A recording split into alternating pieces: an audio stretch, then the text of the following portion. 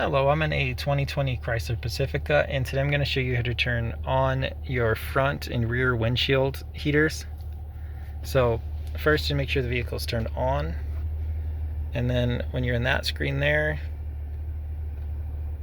this is really just the main screen. This turns on the front, and then this turns on the rear, and then this fan here adjustment just changes how fast you want the fan to blow it onto the windshield, and then as well as the temperatures depending on what temperature you want it. And then the rear, I think I'm too far to be able to video it, but there's some black lines through the middle. Those black lines are the heating mechanism, so that would be what melts the ice off of the rear.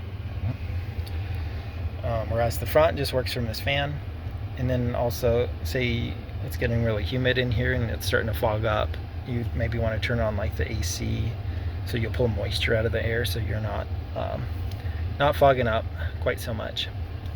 But I hope this is helpful and hope you have a wonderful day.